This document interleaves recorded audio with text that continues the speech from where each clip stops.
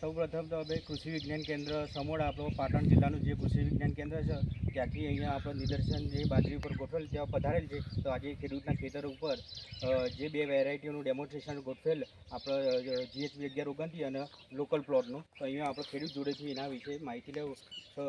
સૌપ્રથમ આપણા પરિચય. જે છે જયેશભાઈ બબાભાઈ છે. હું ગામ બાલોનો ખેડૂત છું. તાલુકો સર છે, જિલ્લો પાટણ. વેરાયટી આપી હતી GHB 1129 સાથે તમે જે લોકલ આપણે જે વેરાયટી અહીંયા વાવી છે એમાં તમને શું ફેરફાર દેખાય છે? જે હું સમોડા કૃષિ વિજ્ઞાન કેન્દ્ર જે મેં બાજરી બિયારણ આપી દઉં 1129 GHB, એનું કહણું બહુ ભરાવદાર છે, બહુ સારું છે. ઘાસ ચારા માટે પણ યોગ્ય લાગે એવું લાગે છે. જ્યાં લોકલ બજારમાં ચલાવ્યું હતું એ આપણી સામે જ છે, જેનું કહણું પણ બરાબર નહીં. પહેલાંમાં અમને સારું એવું લાગ્યું. તો તમને બંનેમાંથી હવે ઉત્પાદનમાં કઈ આગળ જાય એવું લાગે છે? મને GHB 1129 આગળ જવું લાગે. અને ઘાસચારા માટે કઈ આગળ જાય એવી? ઘાસ ચારા માટે પણ એ સારી લાગે. તો આપણે એ વેરાયટી આપણે રૂબરૂ જોઈ લઈએ.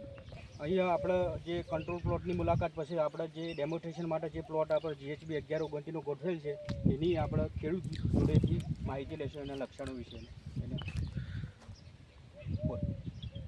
આ બાજુ જે GHB 1129 છે અને પેલી બાજુ મેં એક દિવસ સાથે જ વાયેલી છે. મતલબ અણું કહણું ભરાવદાર છે, એકી સાથે થૂલે ચડે છે, એકી સાથે નેકલી છે અને દોણો જો પણ પૂરું કહણું ભરેલું છે પેલા. કારણ પેલું હજી કોઈ અમુક જગ્યાએ નેકલે છે અને હજી દોણો લીધો નહીં. મતલબ ખેડૂત ભાષામાં કોઈ દૂધ્યો દોણો પણ તેને લીધો નહીં. તફાવત ડિફરન્સ છે અને એકી સાથે પાકી જાય. એકી સાથે પાકી. સરસ. તો આના ઉપરથી આપણે એ અભિપ્રાય આપી શકીએ બીજા ખેડૂત મિત્રોનો. અને બીજું જે અમારું કહેવાનું વાત હતી કે આ જે નિદર્શનની વેરાયટી છે લીધા પછી આનો જે લોટ બનાવવા અથવા તો જે ખાવા માટે ખાધા બાજરી તરીકે જે ઉપયોગ કરે છે એમાં કુપોષણના બધા જ પોષક તત્વો અંદર ઉમેરેલ છે. એટલે એના કારણે મીઠી બાજરી કહેવાય છે. જે ખેડૂતોમાં લોકપ્રિય છે કે મીઠી બાજરી લાવો આપણે ખાવા માટે, તો આ બાજરી એક મીઠી બાજરી જ છે. તો મારું ખેડૂત મિત્રોનો અનુરોધ છે કે તમે આ GHB 1129 વાવો જેથી એ મીઠી બાજરીની રિપ્લેસમેન્ટ તરીકે આપણે એનો ઉપયોગ કરી શકીએ.